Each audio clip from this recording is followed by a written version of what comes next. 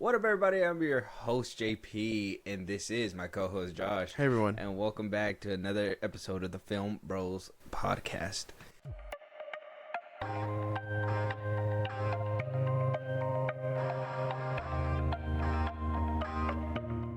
Welcome back, guys. All right. If those that are joining the lives, those that aren't and listening to this in the past tense, right? After it's been recorded and we put it out and, you know, all the conversation has been had. Look, listen, we go live on Saturdays. Not this time, though.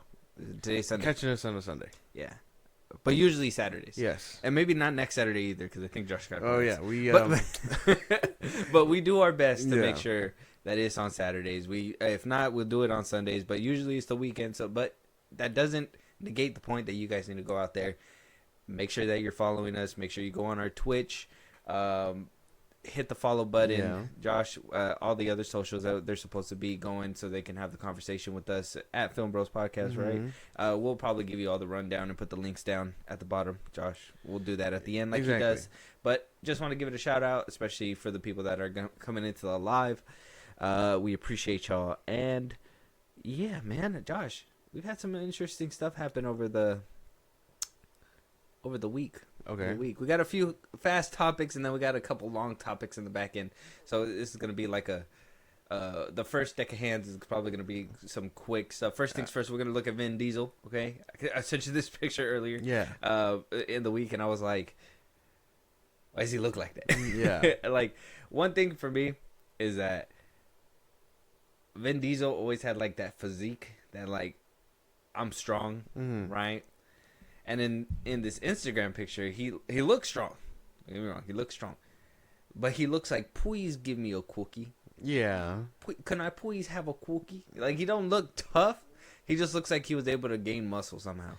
Yeah. He turned all the weight into muscle. He didn't, like, lose anything. It looks weird. I still don't know if it's photoshopped or not. That's the thing. Oh, you think it's Photoshopped? I still can't tell. I don't know. You think this is a fake photo? I do. You think Vin Diesel photoshopped his... He gave it to someone and was like, hey, make me look good in this. And then came up with that. And he was like, you know what? I'm okay with this. I'm looking at edges now. This is kind of blurry back here. It kind of looks like it's not with the railing. If you pay attention right here. Yeah.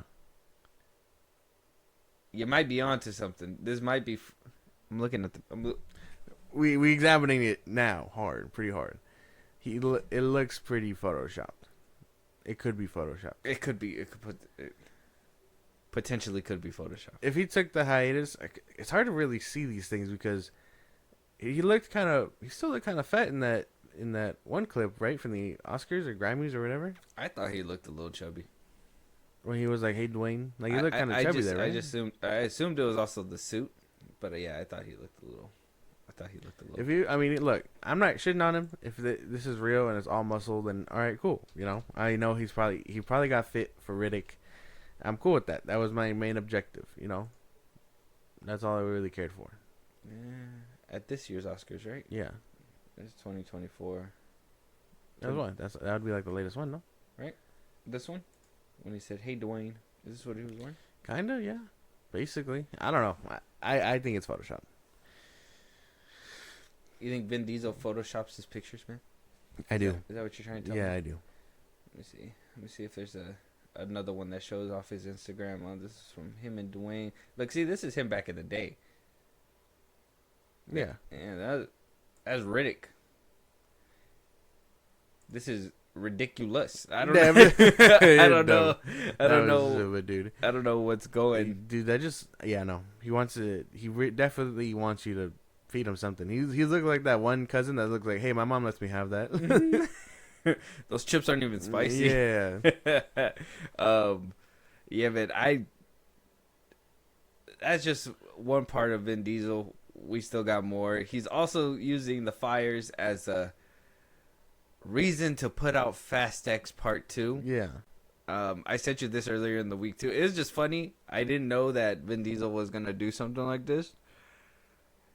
You know, it just happened to make it to the topic, so we're gonna talk about it. Okay. But Vin Diesel basically took to Instagram and decided to say this. Last week during the fires that displaced LA, my sister Jordana reached out to me and said, please have Universal film the rest of Fast X Part 2 in LA. Los Angeles needs it now more than ever. Los Angeles is where Fast and Furious started filming 25 years ago, and now Fast will finally return home. All love. You telling me Mia said that? No, she didn't. She did not say any of that shit. She probably said, oh, hey, the fires are affecting us. Can we crash at your house? And Vin Diesel was probably like, no. Like, no, I don't think she said any of that shit. Can we crash at your house? The Fast and Furious Part 2 needs to be in Los Angeles. That's what I'm hearing. Mia, hold that thought. He fucking puts her on hold. Click. Dude, no. She didn't say any of that shit. I do like the sentiment Tweets that... immediately. Yeah, I know. He's just Jordana like, looking at Instagram like, I did not say that shit, bro. Why are you putting words in her mouth, man? She didn't say that shit to you. I believe he made it up. He's just... I don't know what the hype train is, but he's really trying to get Fast X 2 off the ground. well, I mean, we all know that the first part failed to meet expectations. As the films were gradually going up, I think it peaked with Fast 7, and then it kind of dropped with Fast 8. Yeah. And then Fast 9 came around, and it kind of dropped again, but it still was doing numbers. Yeah. And then Fast X, just, people were like, whoa, this is what we meant by like, what are you guys going to do next? All over the top, yeah. They leaned into that whole meme stuff, and then wondered why in Fast X they were like, where'd it go? Where'd my family go? Yeah. Where'd family go? Well, family left after Fast... Some people Fast 8, most people Fast 7. Yeah. The fans that stayed for the after party came around 8, 9, and 10. Yeah. I mean, I stay to watch them because they're Fast and Furious, but doesn't mean I liked them. Yeah. Doesn't mean I liked them. So what do we think then? Is it going back to LA? Is that what we're thinking? I mean, they're going back to LA. Probably gonna have to green screen a good chunk of it. Probably because of the fires and stuff. Yeah. You're gonna be like, why is it always cloudy? We're shooting on location. It's all ash. It's raining ash. What happened to the location? Yeah. Sucks. Yeah, I don't Sad know. to those people. We're making jokes, but you know. If your house got burned, you're probably a billionaire. You're fine. Yeah, probably. I think it's kind of nice to take it back to LA. That's like the one thing I'm focusing on because I know she didn't say any of that shit. Yeah, that's not what she said. But if Vin Diesel wants to take it back to LA, I think we're for it. Yeah, I'm cool with that. I think we've been needing something like this. After Furious 7, I think we should have started with a grounded, film again. Kind of like start from the beginning. You lose your partner in crime. You might want to stop and maybe take a second and breathe and be like, all right, he's retiring. What do I want to do? And go from there. Not full on curve a missile in Furious 8. Granted, that was Hobbs who did that, but like... It's all the same. Yeah. It's all the same stuff. I do like the continuity in these movies. They use the God's Eye. They talk about like... Who is it? The Mr. Nobody and like all these other people, and they bring them through. Like continuity is like kind of spot on. Even in Fast X, when they introduced Jason Momoa's character, like in that flashback scene, I was like, okay, continuity's kind of. I mean, it's kind of crazy to think Momoa was just hiding in the background this whole time. Yeah, but like they tried. Yeah, continuity's still there. They tried. And then you get some dumbass shit where John Cena just flips to his death. Yeah, he's probably gonna have some heroic comeback. He's gonna make it. He's gonna make it out. He's gonna be like, oh well, last minute my car, I jumped out. Whatever. I said ejecto Cito, cuz. Yeah, and then he ejected Cito, cuz.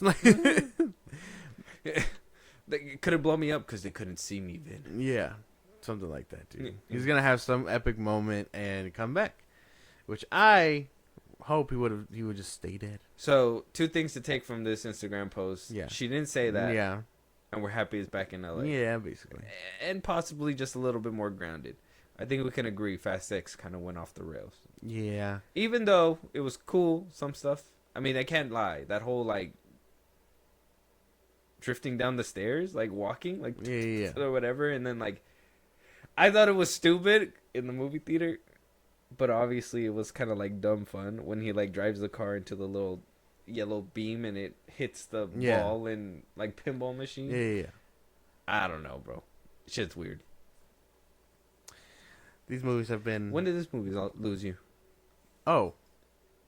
Well, I mean, they're each one, like I said, each one's kind of cool, but I think 8, 9, and 10 have been kind of shaky. But which one lost you? 8. I mean, you could have liked 8, but then maybe 9 put you off. Yeah, I would probably say 9, because at least 8 still had the action, and it was cool to see Vin Diesel fight everybody. Okay. But everything else, 9, bringing in John Cena and all that stuff, it was kind of like, you don't need all that. Yeah. Like once you start making up random ass family members that haven't been around, that's when you lose me. I can't cap. That scene where like he grabs John Cena with one car and passes him with another car into another car. It's kind of hard and fast. Okay. It's kind of hard. You can't lie. You're like, who thought of this? Who fucking thought of this? Good job. Good on you. But let us know what you guys think about Vin Diesel and his comments. Check out his Instagram for those that aren't watching on live because, yeah, man. He really Funny be pouring stuff. his heart out to those things. Yeah, funny stuff. Yeah. Mission Impossible saying that they had a heart attack in one of the screenings. Producer saying, I guess we did something right. Someone was seizing at your movie, so you think, holy shit, we cooked. Like, what? What? That was my first. Like, there's two things to take out of this, right? Like, you can look at it like, holy shit, our movie did amazing. Or you could think of it as like how do we spin this shit? Oh, natural disaster like struck because of the fact that your movie's just so awesome and epic. Like, this movie was so cool, she started convulsing. Yeah. Like, what? Shit, my clogged arteries for the past 14 days it finally erupted. Like, I don't fucking Mission Impossible. Look, don't get me wrong. This got to be good press. Yeah. Like in their head, they probably thought about it, but like the instant like thing that I think of is like, use this man's pain or person's pain to promote your movie. It's a little scummy. When you look at it like that. What if they come out and they're like, I just have a history of heart attacks? Then he'd be like, you're not invited to any more movies. What are you doing at a movie theater? And we're actually gonna suppress that comment. You're never gonna. Yeah, what are you doing at a pre-screening of the most epic movie ever? What are you doing? Tom Cruise walks out. What are you doing here? I'm gonna punch you in your fucking face. Oh my gosh, dude. I think this is crazy. A man was seizing in his chair and he took it as damn. He liked it that much. Tom Cruise was sitting in his chair and he was like, we need more reactions like that. Yeah. Everybody, follow this man. Yeah. You know he was dying in his chair. Everybody in the test screen got like kicked out and they're like, leave him because he's actually enjoying it. He's just like, yeah. He loved it so much he peed his pants. Like, I couldn't get it, bro. I think spinning this is kind of crazy. Because I did hear about this. Tom Cruise being in like these headlines where it's like The Flash is amazing. I think the big thing and the big draw that really planted him as like, and don't get me wrong, we all knew that he's this type of guy. Yeah. But like he was really doing those stunts and coming out in front of the movies like right before you watch a movie in the movie theaters and be like, we do this for you guys. Yeah. Like we do movies for you guys, and then takes off on a plane without a seatbelt. It's like, holy fuck, dude. What are you doing? Right? Like he was just that crazy guy. Like he just does crazy shit all the fucking time. I told you he's in a cult, but nobody wants to acknowledge that. It's fine. But like all right. He's into all that stuff.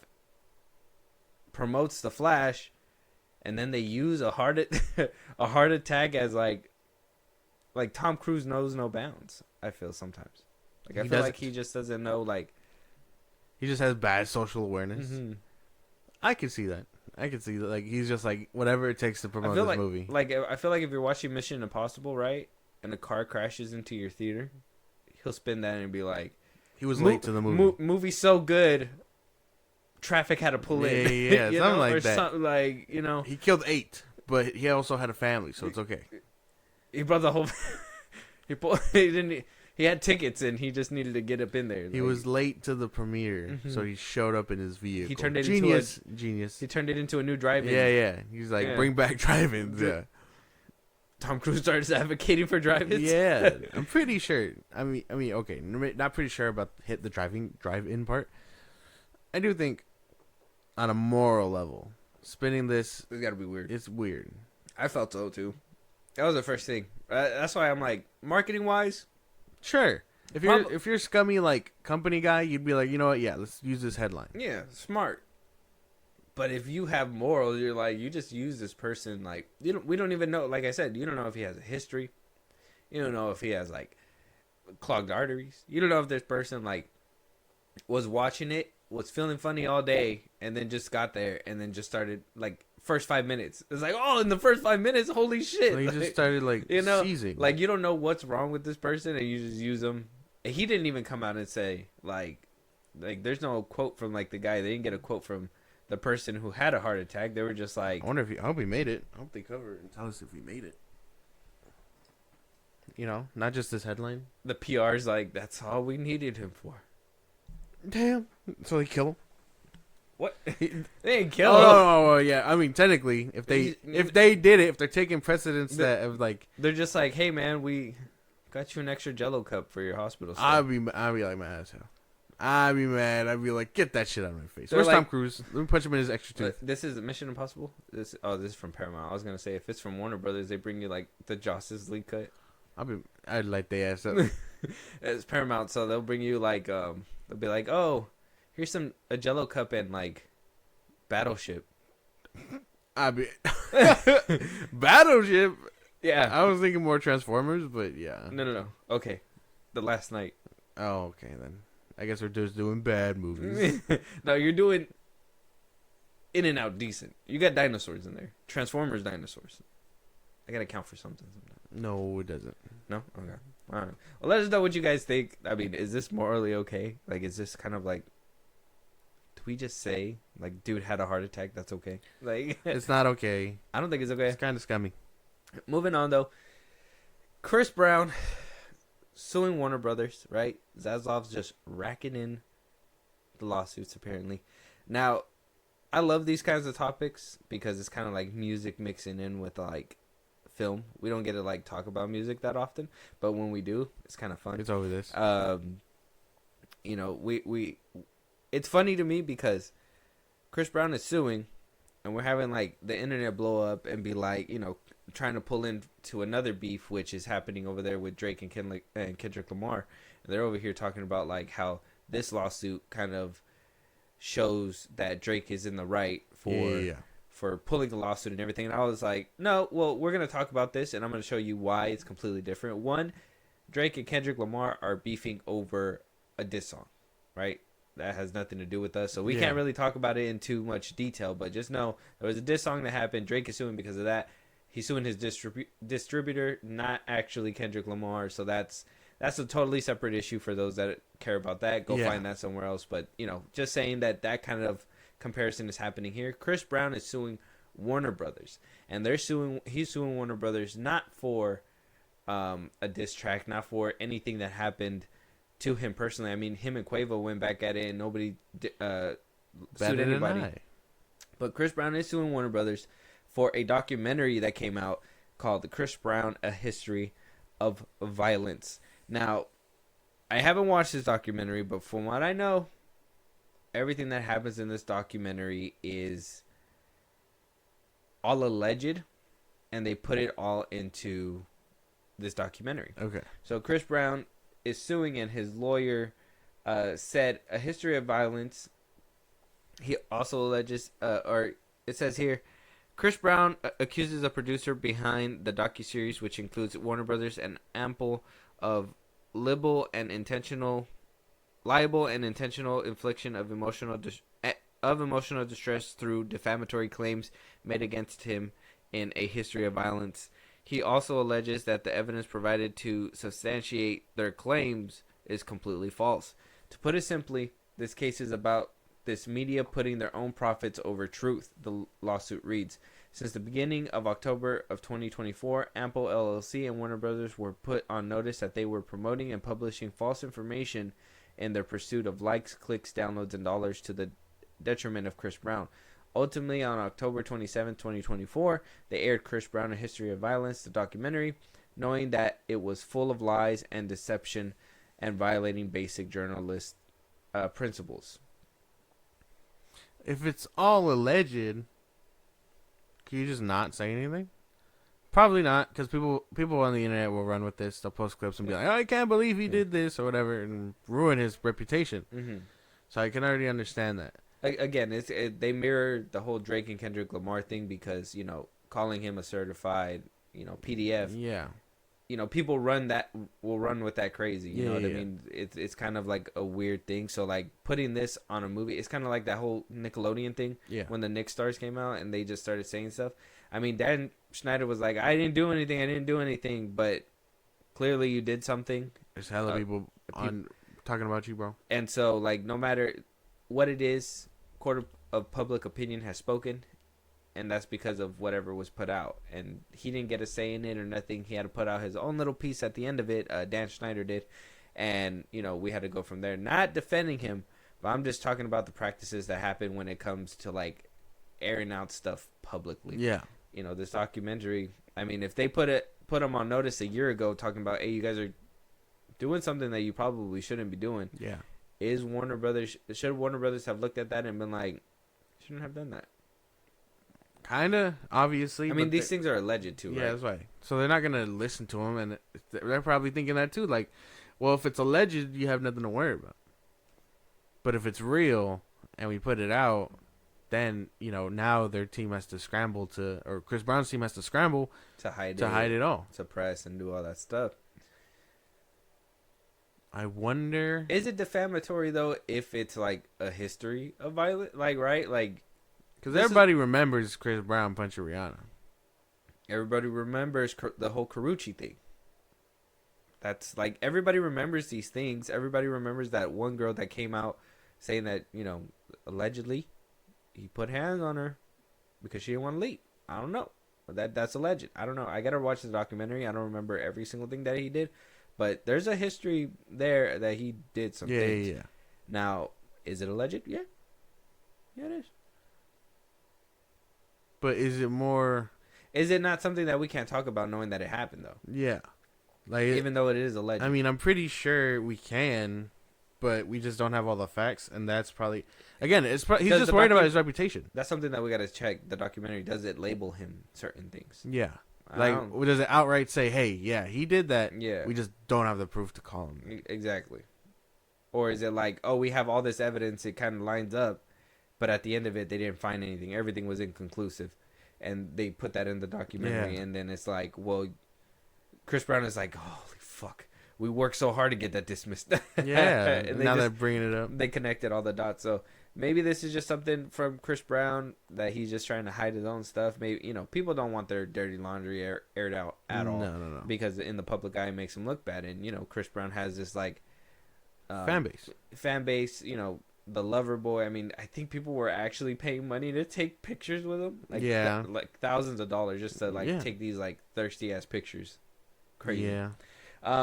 So Warner Brothers did not respond. They haven't responded to this lawsuit, but Discovery has. And Discovery has responded saying that we stand behind the production and will vigorously defend ourselves against this lawsuit. Well, there you go. Again, this is gonna open up a lot of dirt for Chris Brown. Mm-hmm. He should have just left it alone. Lawsuits in the rap game is crazy, but different lawsuits. And so, the lawsuit did say that the Jane Doe allegations that were used as evidence against Brown and the doc had been discredited over and over again, and that one of the aggressors was she was a perpetrator of intimate partner violence and an aggressor herself. Oh. From the person that spoke up. So they probably got someone to lie? No, maybe they got somebody who, that was on the stand that had told her story already, and Chris Brown proved it wrong and was basically like, no, that's all false. And then at the end of the day, they still called her up and was like, hey, do you want to tell your side of the story publicly? And she said, yeah. Even though the lawyers told her that this is wrong, this is false, they still called her up and still asked. Yeah, so they probably they got someone to lie on his name, basically. Oh, not lie. I mean, tell her story. Isn't it lying, though? Is it lying if it was... I mean, They said no. They said that these things didn't Okay. happen. Her testimony is a false. This is where it gets weird, right? Now we are gonna talk about a case right now, and we're gonna have to make this kind of decision. Sometimes, we did see with Jonathan Majors and all that stuff that women lie. Yeah. Right? Women lie and they say stuff and they try to get money, right? Or they try to get status or notoriety within the public and eventually make a name out of themselves from the publicity or whatever. Everybody says there's no such thing as bad publicity. Or it could be the other way where she spoke up, and because she doesn't have the money or the resources, she was able to get beat down. Yeah. And not be able to, and basically look crazy when she says it's true. So it could go one of two ways. So if it's her truth and she was able to say, this all allegedly happened. Yeah. Is that bad? Unless there's like a gag order that was in place, I wouldn't see that, why she couldn't tell her story. Right? Yeah, other than to push the narrative that WB and this docuseries is painting. Mm-hmm. Defamation. That's about it. Chris Brown has a lot to worry about, though. I do think. That's interesting. Because this is going to open up an old can of worms, and WB sounds like they're ready to fight it. Does Zaslav even have the funds to even... No. Discovery does. Not the WB half is broke. Warner Brothers is like, hey man, pull it out of Shark Week, goddammit. It's like, hey man, we slapped our name on this, but we didn't know this. We were gonna get all in this deep. I don't want to have to deal with this. I mean, Discovery stands on it. They're standing on all 10 toes. They're saying, hey man, that documentary is factual, bro. I've been following you since 2008. Whoever, there's like a super fan, super Chris Brown fan. He's like, I know you hit them. It's like the CEO of Discovery. He's like, I've been following you this whole time. Waiting for my chance to pounce. He's like, I'd be in the closet when you beating them up. Like, this is crazy. That was a crazy sentence. Moving on. Yeah, pause. Moving on. Let us know what you guys think. Chris Brown allegedly suing. I don't know if you've seen that they were doing a lot of comparisons to the whole Kendrick Lamar stuff and everything. No. Yeah, it's completely different. So that's something that I just wanted to bring up too, because it's funny because of this lawsuit. Film Twitter kind of mixed with hip hop Twitter for a second, right? Yeah. And I was like, oh, it's interesting. The weird collision I never thought was gonna happen. Just but each other. It's just because of the fact that he's suing, and they're like, oh, people don't sue in the rap game. It's like, people sue in the rap game. We just don't sue over disses or after you said something about somebody else. Yeah. And then come back. You know what I mean? Like Chris Brown, like I said, Chris Brown isn't suing Quavo. Quavo's not suing Chris Brown. Chris Brown is suing over potential defamation. Exactly. Over something that he allegedly fought already. So, I mean, we'll have to wait and see. But let us know you guys' thoughts. Moving on, though. Supergirl pictures. We got Supergirl pictures. James Gunn gave us this. A lot of people are saying that this is the bar scene in the comics. Yeah. All you see is Millie Alcock's hair. You see the little Superman logo, the little bar in the background. There's not a lot to discuss on this. I just wanted to see what you thought about this picture and what posting it means. I just this is just a teaser. I know people are probably like, oh, that's not going to be the final color scheme for the thing or the symbol. I wish it was. I wish she had that dark blue and red. That already looks 10 times better. Why wouldn't it be if Superman's already made? I don't know. She might get the yellow crest. I don't know. I don't want her. I don't want that nasty ass thing on this. I don't know if she will. If I'm comparing the two, which I am, this one already looks better just because it's darker colors. If she's I'm thinking that this is oh shit, it can't be. Oh yeah, it can be before. I'm assuming that this is before, and I don't think it'll go yellow. I think they're gonna use that to contrast the difference between Superman and her, where it's he's raised on Earth, he in Kansas, whatever, blah blah blah, and she's from Krypton. She was raised in space. She's this brutal person. She's gonna be very reluctant to use that yellow crest, and they're probably gonna use that as a moment, probably later down in some films. I would hope so. That's all I really care for. I prefer like a this payoff dark. where she finally is all right, Clark, I'll wear this ugly ass crest. I'll do it your way or something that. I'm not gonna just rip people's heads off. I don't think we're gonna see a lot of For those that saw Creature Commandos, everybody knows James Gunn's not afraid to go R-rated. Yeah, but Supergirl, Superman are PG. They're gonna end up being PG-13. Oh, you don't think we're gonna see on-screen rippage? No, not from Supergirl. I don't know. I just like the color scheme on this one. I like it too. The blue and the red. It looks better with the S than Corn sweats. Mhm. That's what I'm saying. I just think this looks 10 times better. And if it's promotional and she ends up getting the yellow one regardless, then we lost the plot already. Because I was like, I'm riding the wave. So I'm riding the wave till I'm not riding the wave. You What know? if it looks good with the yellow though? It's the same crest with red and blue. Yeah. I prefer this one. Oh, just because the blue and the darker colors. I don't need that. Yeah. I don't need that nasty ass yellow and red. That football S and shit. Yeah, I don't need all that. So yeah, it's weird because I don't know how they're gonna play it out. Like in Man of Steel, they said the crest was a symbol of hope on their planet, and the S on Superman's clothes in the original Superman, that was because of his, they knitted it on Earth, right? They made it on Earth. His auntie or his mom made it for him, and so how is she gonna have the S? Are they gonna make it a point too that this is a symbol of hope? I don't think anybody thought about that. Where it's like, why does she have the S within this movie? Why would she, or does she, or will she? I haven't read. Okay, I've read the comic like once, long time ago, so it's bad remembered. It's badly remembered. I don't know how she's gonna get it. I forget how. I think she wears a suit like that when she crash lands, and then she just wears it. I can't remember. You don't remember? No, I don't. No, I'll have to reread it. Oh, because in the comic she has the S too.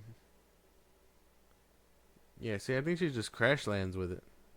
Oh, so then it won't be a homemade suit from Martha. Hers is gonna be Kryptonian made, and Clark's is gonna be one his grandma made, or his mom. So her suit got to be completely different. Probably, yeah. You think we're gonna actually get a hard looking Superman costume? We getting a 1-piece or a 2-piece? I gotta ask. If we can get. No. A little too. We're progressive now. Look, the 2-piece doesn't exist. Are we at least getting the skirt, or are we getting pants? I'd hope we get the skirt. And just a 1-piece? Yeah, I would prefer that. I think a pants suit in this day and age. I don't know. Yeah, I was looking at this thing right here. This little GIF. She has like. That's what old Supergirl looks like. But now they gave her her skirt and stuff, and they gave her pants. So I mean, it's not a bad look. But if I had a preference, I'd prefer the skirt. Let me see.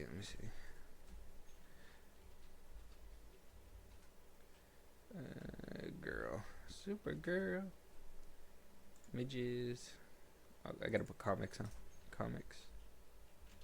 Sasha Kai's Supergirl suit was pretty hard, though. Oh, yeah, like, think we're gonna get it like this? 1-piece with the skirt? Yeah, I think that'd be pretty cool. High boots or low boots? Oh, well, he said it's gonna be based on this, right? So yeah. Probably high boots. High boots. It's gonna be harder, bitch, to walk in those shit. This one's like a 2-piece, though, right? Am I tripping? Low, damn it. No, that one just has the belt, right? Oh, this one kind of go hard. Yeah, that's from the newer comics. Yeah, they give her like that suit.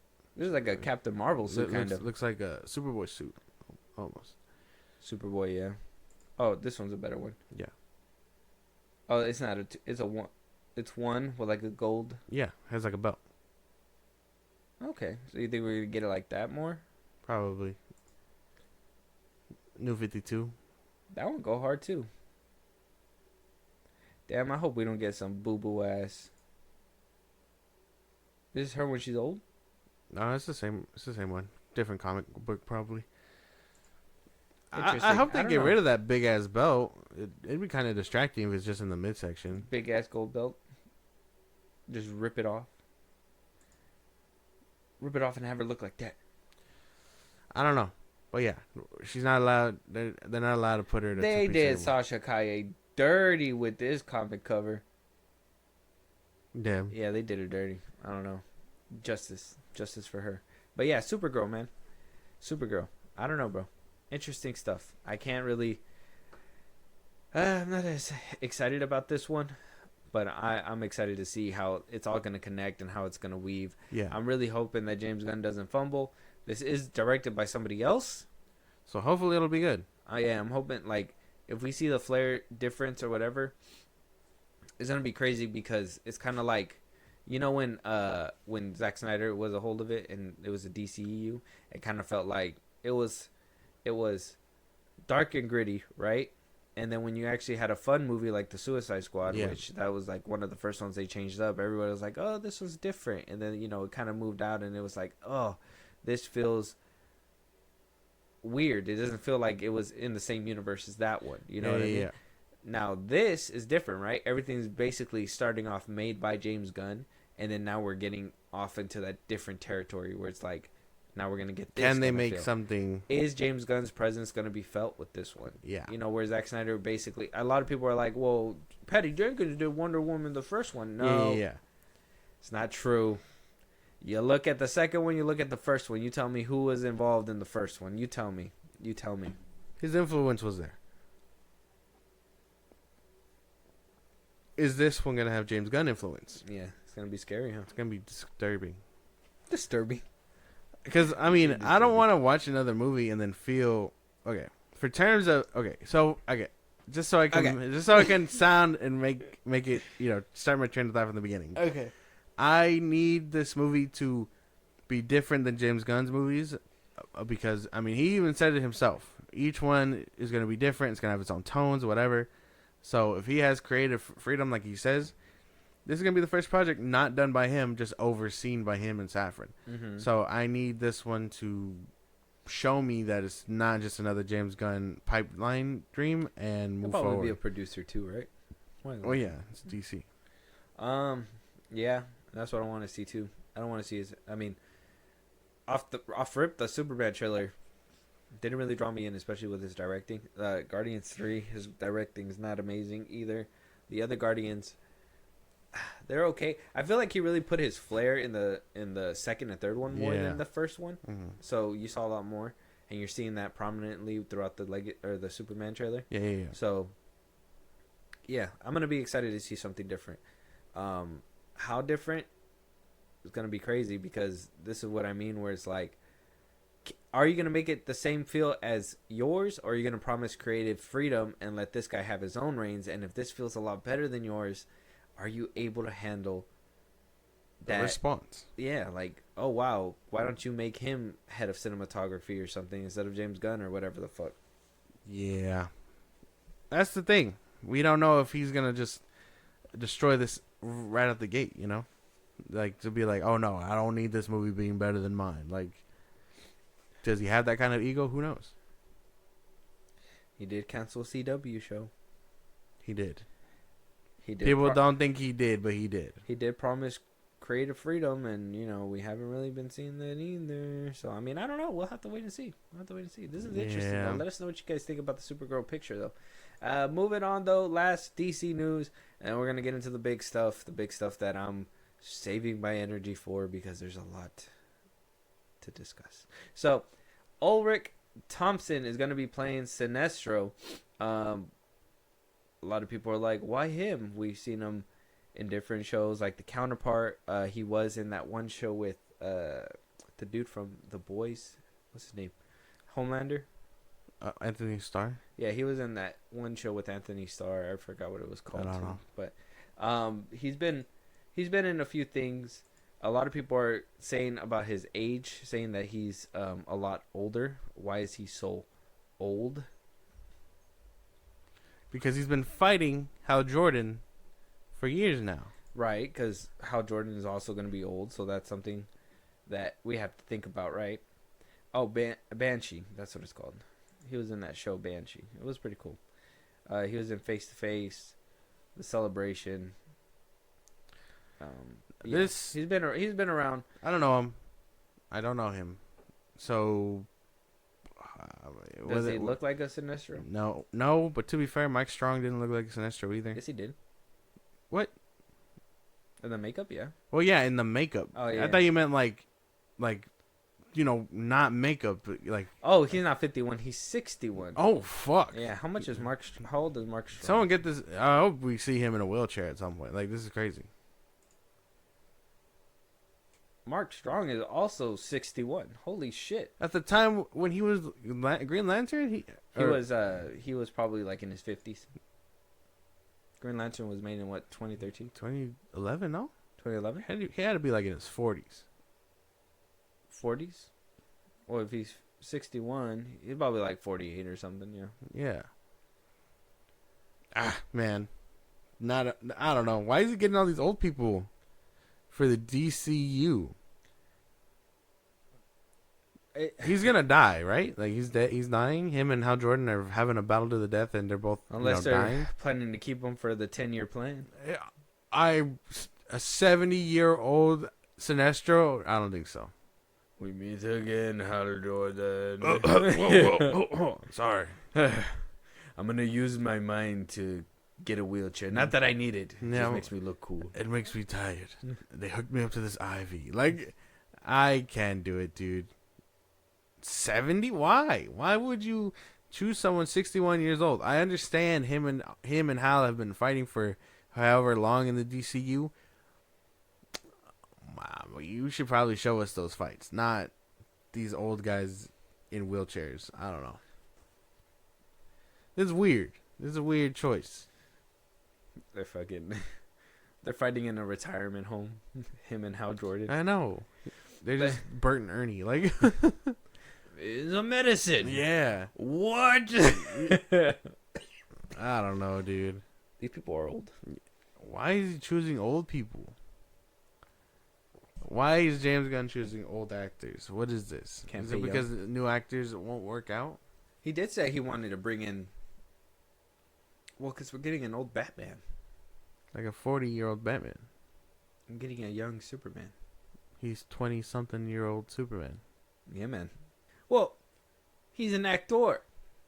He's going to act young. He can act 30.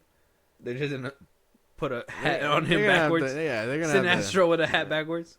This covers my hairline. Like, no, dude. I'm sorry. This is just annoying. Not these covering Sinestro's hairline. Yeah, I know. There's no hat in the galaxy that could fit that motherfucker's dome. He's like Sinestro, where'd you get that hat?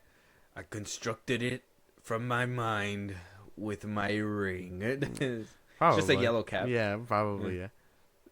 Yellow cap, no brim. He's wearing it like a beanie. Yeah, it's just like, he's like, is this not what hats look like? Yeah, no. He's like, I've never been to Earth. I don't know. Hal's just gonna start roasting him, and that's how he wins the battle. He's just like, damn, bro, you're just too old. And then Sinestro's gonna have to clap back with some old jokes too. Are they gonna make him orange? They should.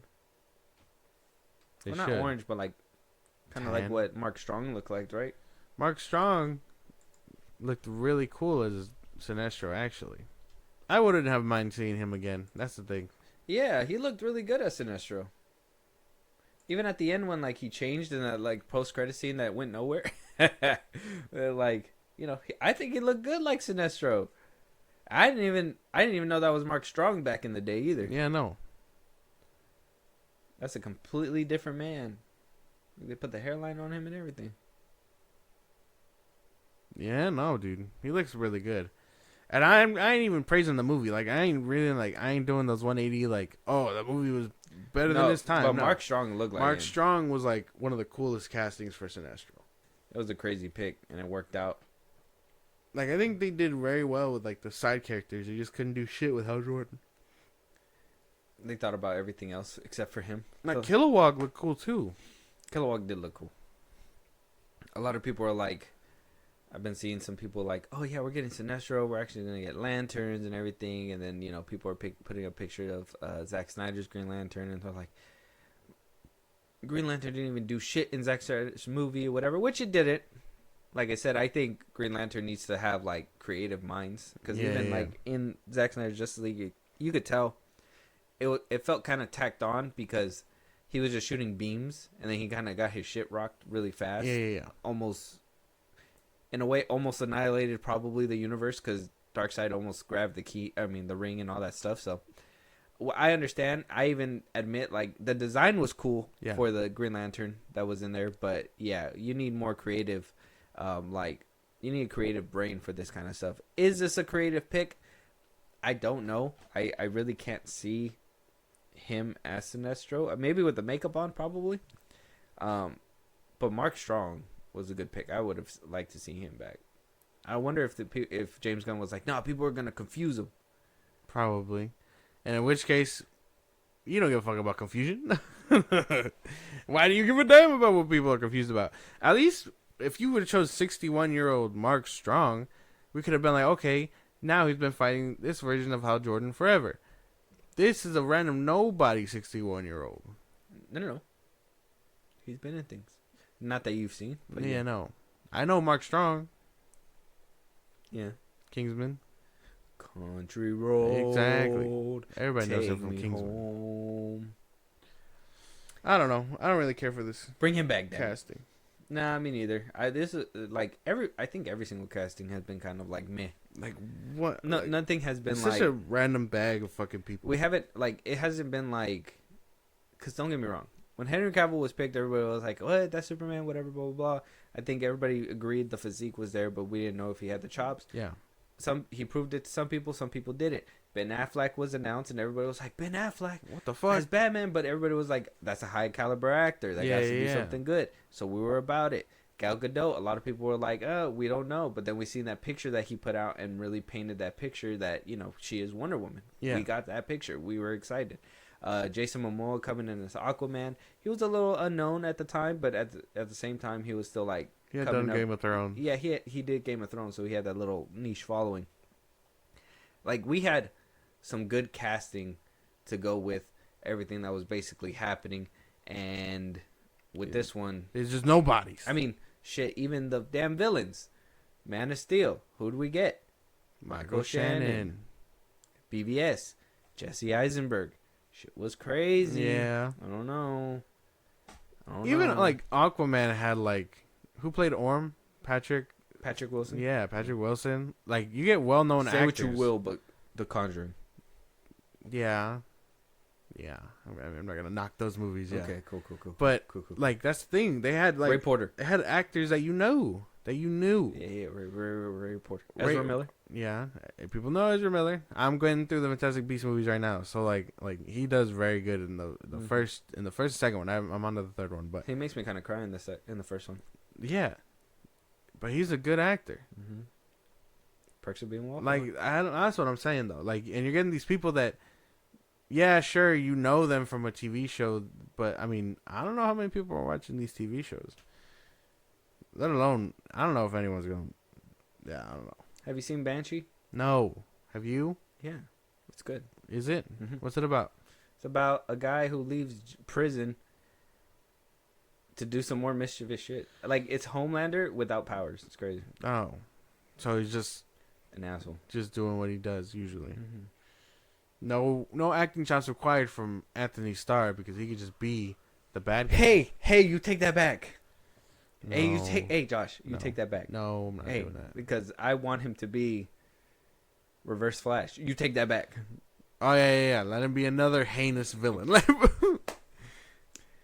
You just woke up to shit on my dreams today? Exactly. Wow. No Mark Strong. No Anthony Starr. I get nothing. But Ulrich Thompson. I get Ulrich Thompson. And I get fucking that one dude who's playing Guy Gardner. And... yeah.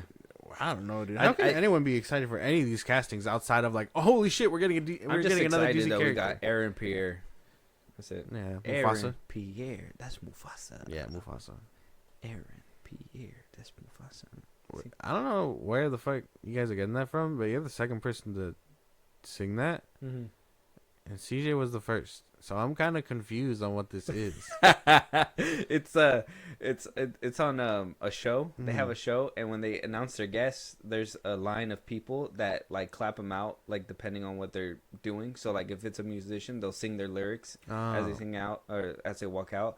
And as Aaron Pierre was coming out, it was like Aaron Pierre, that's Mufasa, and like he was like dancing and doing a little dance as he walked out. And everybody basically does that, and they say like thank you and stuff. But for that show specifically, as the guests walk out, they all line up and do like a little song for them as they walk out. Oh, okay. Yeah, it's probably gonna show up on your feed now that we talking about it. Yeah, so it's pretty cool. But you're the second person. I'm hip. That's fly, weird. And I'm on the ride. I think it's weird. Moving on, though. Let us know what you guys think about that casting. We're going to get to the big stuff. Justin Baldoni coming in with a swing, possibly a miss. Who knows? Josh, I think it's getting to the point where we're going to have to pick a side. We're going to have to pick a side. Justin Baldoni versus Blake Lively. Things are getting messy. Things are getting messy everywhere. People are picking sides. People are like, Blake Lively is a saint and she should be believed. And you have other people that are like, Blake Lively, what the hell, she's a power hungry person who wanted control and she didn't get it. Justin Baldoni's people are like, hey man, he was doing his job, he's a director, he had to do certain things, make certain calls, he's in charge. Blake Lively tried to overstep him. Other people, that Justin Baldoni is this predator who did things that wasn't supposed to do. Yeah. All that conversation was mixing up. Nobody knew what to pick. Justin Baldoni says, fuck that noise. I'm dropping a video. Okay. Drops it to TMZ. It's a little behind the scenes. You get to see the interaction between Baldoni and Blake Lively. A lot of people saw this and was like, on Baldoni's side, saying that this is a home run. You could tell that Blake Lively is trying to manipulate him or do whatever. Yeah. A lot of people were on his side when it came out, but then you have the other side where it's like, no, you could tell Blake Lively's uncomfortable, yada yada.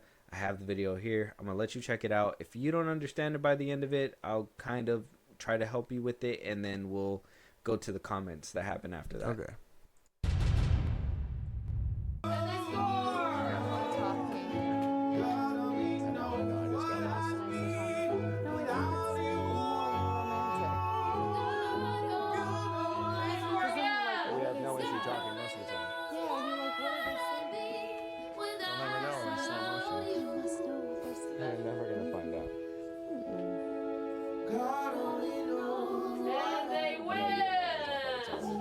We don't shut up. And Emily and I have we have these moments where staring. You just stare. Literally we've done it for 5 minutes. it's like, I think you would find it terrifying. We just literally hear each other and when time. I found a sociopath. And time stops. Yeah. But that's just how it's been for us from the beginning. No, we're like, oh my god, there's not enough time. Oh. And they score again. Yeah. No. It's like, oh my god, I forgot to tell you something else. No, I think that's cute. You guys are really cute. I think it's more than cute. I feel so nosy. I know. And my noses. And my nose is so big. Yes. I was hoping that we could address this. It's not too late.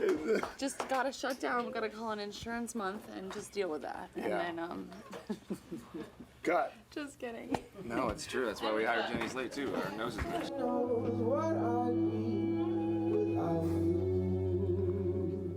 They score another. I'm not getting beard on you today. I'm probably getting spray tan on you. It smells good. Well, it's not that. It's my body makeup. And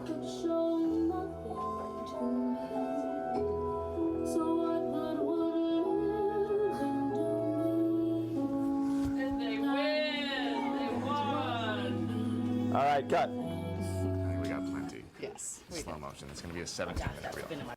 So, it didn't look like anything bad. It seemed like they were chopping it up or whatever. They're shooting a scene. The background people are like, oh, pretend that they're scoring or you're watching the game or whatever. It didn't look like anything bad. It seemed like they were just chopping it up there. And then at the end, she seemed annoyed because it took so many takes. That's what I got. Okay. So, I mean, off initial watch, what do you think this are you leaning towards Baldoni's side a little bit? Is this kind of? I mean, we still got more to talk about, but I don't think this does anything. Off rip. I don't think this does anything. I don't think this pushes the needle in anyone's direction. Because I mean, sure, you could have good moments with somebody, for the camera, they seemed like they were shooting a scene. Mm-hmm. So, yeah, you can have good moments. She's an actress, or whatever. But behind the scenes, what about when the cameras aren't rolling? That's the thing. Mm-hmm. She just seemed annoyed that, like, once they separated, she just seemed annoyed that the scene took forever to shoot. That's what it looked like to me. That's what I'm saying. Like, I don't think this moved the needle into anyone's direction. Okay. Because a lot of people are pointing out, like, scenes like this where it seems like she's talking a lot about Ryan Reynolds. Yeah. Like, they talk a lot, saying certain things. That, people are going on this side saying that, well, you can tell she's trying to play a power card. Like, she's trying to keep it between them or whatever. I personally think she's kind of like, trying to keep it in mind, like, hey, this is still a role. And my husband and I, we speak, whatever, blah, blah, blah. Yeah. You could interpret it either way when it comes to that. But then you get to this section over here where, she says it's too much nose. And then right after that, they're together. He kind of leans in, starts sniffing her neck, starts leaning in for a kiss. This is something that she stated that, he would try to do multiple times during the scenes. Yeah. He would improvise. But then you also see in the middle of all that, after he says cut, he kind of walks away and leaves it alone. He never actually kisses her. It seems like he makes those gestures to kind of improvise for the movie. And then at cut, it goes away. Now, some people are saying that, well, he's leaning in for the kiss. He's not supposed to be doing that. If it's not part of the script, why was he all up in there? If it's just supposed to be a scene of them basically, because it's supposed to be a montage clip of them slow dancing or whatever. Yeah. If you've seen the movie, I did see the little piece of the movie where it comes out in. They're having like a little montage or whatever, and they, it like literally probably a couple words are said and then that's it. So it is what it is. A lot of people are like, it doesn't call for the script, and then other people are like, well, he's a director, he's gonna improvise. He's going to do things that are going to make the movie better. You have to convey that with you. And then you're going to cut, and then you're going to walk away. So, there's multiple sides there, but so you don't feel that you think everything's just a stalemate at this point. Yeah, I didn't see anything there worth, like, moving the needle. Okay, so then what happens after that when this video drops? Right after, immediately, Blake Lively issues a gag order to not only Justin Baldoni, but to his lawyer, saying that this video release is an attempt to spin a narrative that she is attempting to spin her own narrative. Basically, his fighting back is making her fighting look bad. So she issues gag order. That's how that works. He's trying to prevent shit further going on. damage. He did lose certain things. He lost an award.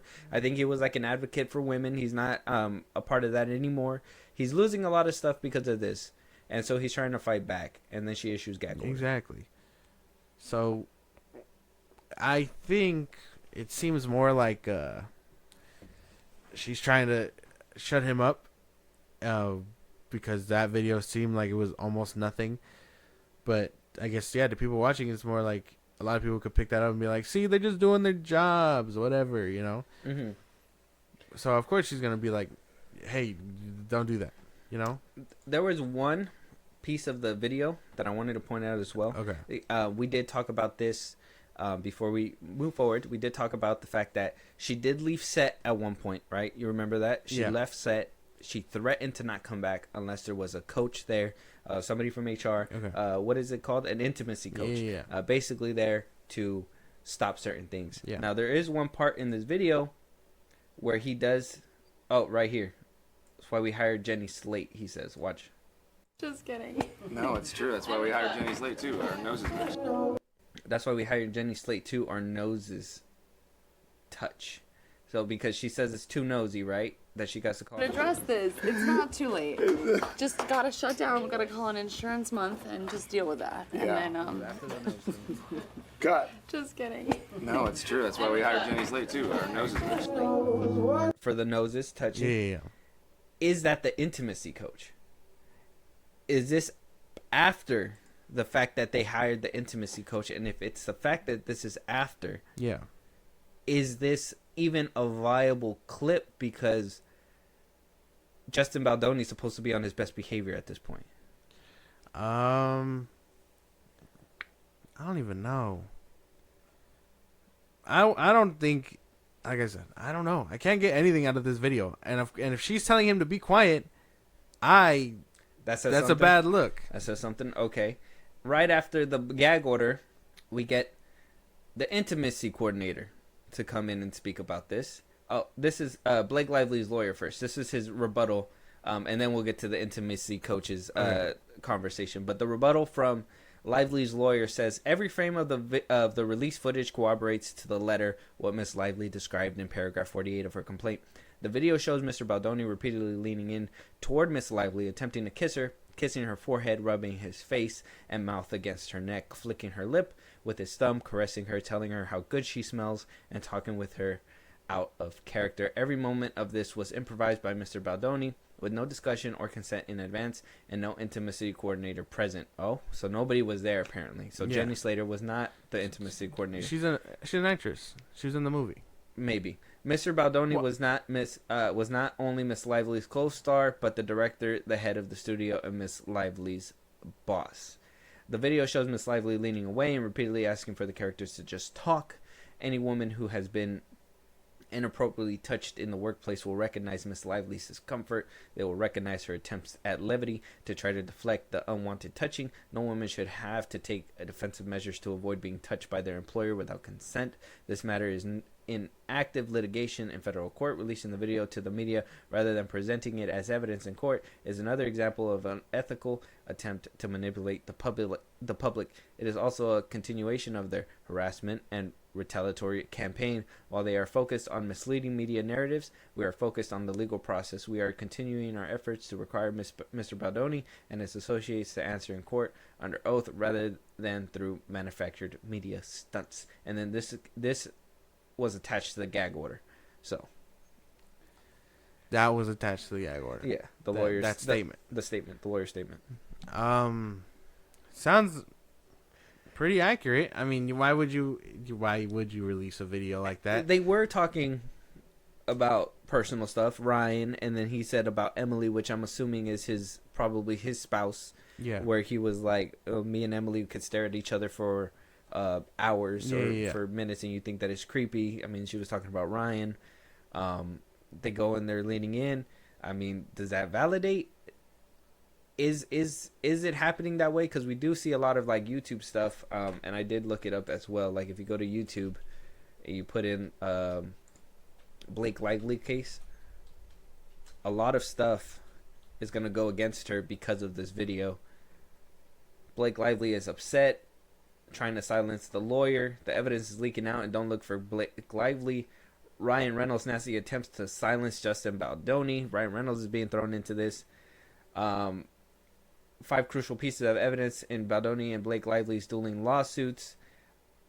Lively sued for $400 million. Like, everything's not leaning towards her after this video leaked. Is this an attempt to sway public opinion instead of give us the hard facts? Is the lawyer saying something when it should be inserted into evidence, not into the public? Exactly. I mean, it's a bit of both. That's just legal jargon to be like, hey, man, you're doing shit that's not supposed to be done. That's not how you do things. You don't just send out videos to the public to sway public opinion. You submit it into evidence, and then you let the case fight it out. If he puts it in public and then submits it into evidence, it's like, okay, well, I'm doing both, right? That's if he does it. That's if, or whatever. I'm pretty sure it'll be put into evidence now, depending. Probably, or not even. I mean, if the lawyers are putting it up against him and saying like this is, you could tell like she's uncomfortable, they're gonna put it into evidence. Maybe, that's a big if, because if the gag order's already there, they probably could be like, there's no need for a video at all then. Well, gag order is to make sure that he doesn't put out anything to the public. Yeah, that keep it into the courts. So, I don't know. It does look weird. Blake Lively's lawyer is working hard. Blake Lively's lawyer is working hard. So this doesn't help sway anything either. I mean, it just makes her look bad, but because like I said, I didn't see like, much. Why trying to make him be quiet over something that didn't really happen? Probably, yeah. Because if the video didn't really push a needle, but a lot of people think it pushed the needle, then he's trying to gain public opinion. Yeah, and then you could just wait till the very end and just slap it. Yeah. But then a lot of people go and say, well, I mean, look at the Johnny Depp and Amber Heard case. Like, you know, Amber Heard was kind of silenced and blah, blah, blah, blah. But she won a case in a different state. Yeah. And then she won, or a different country, sorry, not state, in a different country. Whole other country. Yeah, whole nother country. In the UK, I think. And then they brought it over here, and then she lost. Yeah. And public opinion was swayed because of the evidence that was coming out, and the trial was live, right? So, I don't know. Public opinion does make it a bitch and a half to like climb up, because obviously, same thing with Jonathan Majors. Before the evidence came out and everything, public opinion was saying like, Majors, why would you do that? This little girl, like, why would you even put your hands? And then evidence comes out that he was running away, and it's like, well, look what he was doing the whole time. So I don't know. This is something that is very much going into a downhill spiral real fast. Like it's going out of control. So the intimacy coordinator did speak up as well, talking about the video on the set. She did talk to THR, saying that when asked what stood out about the scene, she said the first thing that stood out is that he's trying to kiss her. And they clearly haven't discussed ahead of time, and she keeps pulling away and clearly doesn't want to do that. Adding that there was no kiss written into the scene. The script reads, "Exit bar, extra bar night. Lillian Ryle slow dance in the bar. Patrons around them drinking and watching sports, completely in their own world." Shatter said in an intimacy. Schachter said if an intimacy coordinator had been present, they would have stopped any kissing, because it wasn't supposed to be a part of it. Exactly. So, no kiss means nothing happened. He tried to kiss her. Then that clearly means he broke went the in, rule. she pulled away, and he did it again. Exactly. Because a coordinator would have stopped it. Exactly. That's what they're there for. That's their job. The intimacy coordinator says the alleged failure to communicate is pretty damning, both on the actor and director. So, both on his part, it's pretty damning, because he didn't. It wasn't in the script, and yet he was doing it. Yeah, exactly. So it's improvising and all that stuff, sure, but you got to convey what you're doing to your co-star, especially the one you're supposed to be getting intimate with. And if you're a director, you can't cut every single time and be in the scene at the same time. You have to improvise. But why not say that before you start the scene is the question. Like, hey, we're going to get into it a little bit. Yeah. We're probably going to, I'm probably going to lean in, really kind of fill you up just for the scene, and then we'll do that or whatever. I don't know. And if she's uncomfortable, I mean, then it's like, why don't lean into nobody. Yeah. Well, that's the thing too, right? Is that you have to have somebody who's willing to participate in the scene, right? Not just because the director tells you, but because it's your job. Oh yeah. And if you're trying to sell something and convey, the director should speak to the actor, and actor should be willing to do it. Well, that's not always the case, because I think that yeah, if she was down with it, then she'd be down with it. You know what I mean? They'd kiss, no problem. This wouldn't even be happening. But she's uncomfortable with these things because he keeps trying to do it, and no one's there to stop it outside of her. We are in a film where we're supposed to be romantically involved. There's going to be scenes that are going to be uncomfortable. You know this ahead of time. You should probably be a little bit more, but like I said, his failure on the part was that he didn't say that this was going to be a improvised scene.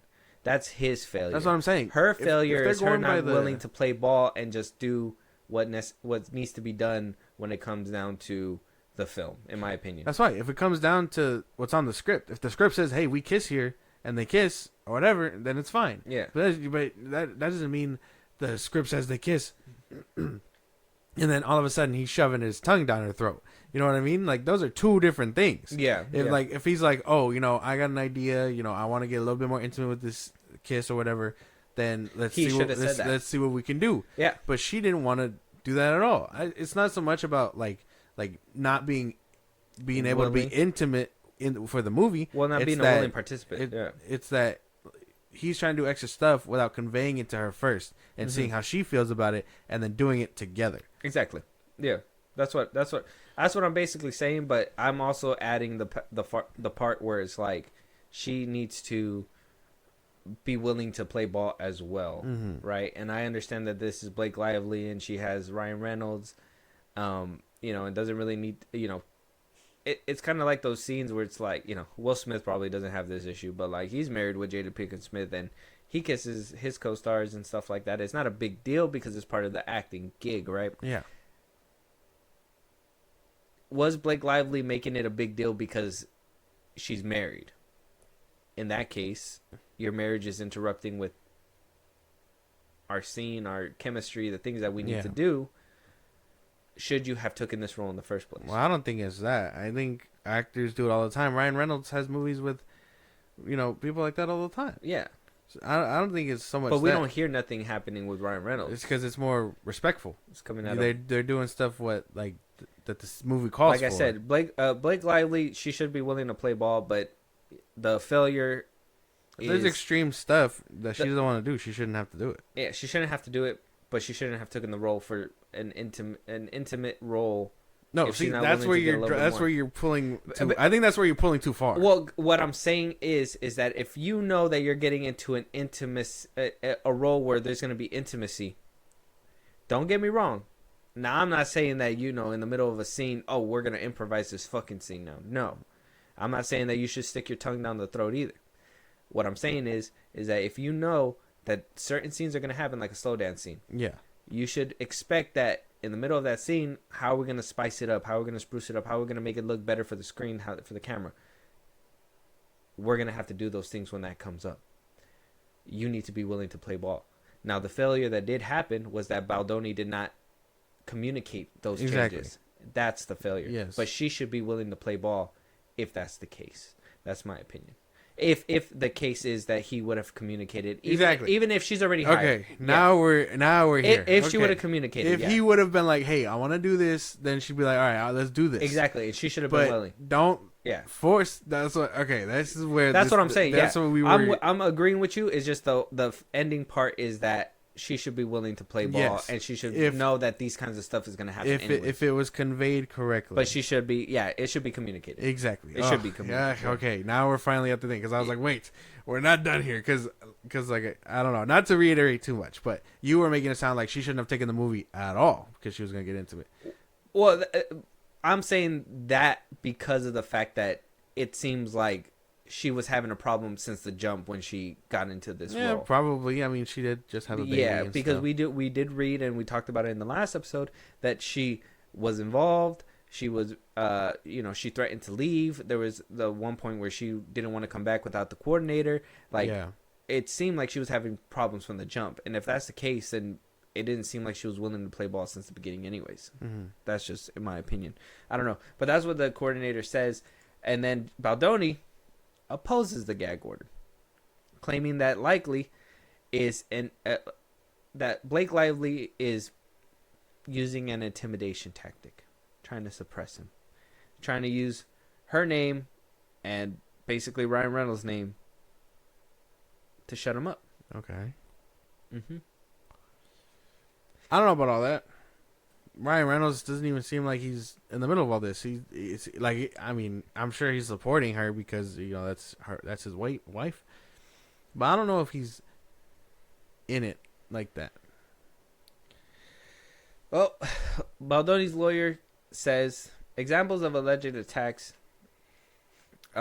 describing Baldoni as an abuser, and the lawsuit, and his lawsuit as another chapter in the abuse playbook. Basically, the lawyer is saying that Blake Lively is abusing her power, but abusing him right now. So, Okay. Describing the footage as damning. So it says here, having publicly made ruinous allegations that the Wayfair parties can prove are false, that Lively parties now invoke attorney disciplinary rules as an intimidation tactic. The Lively parties desire to force the Wayfair parties to defend themselves privately against allegation made publicly is not a proper basis for a gag order.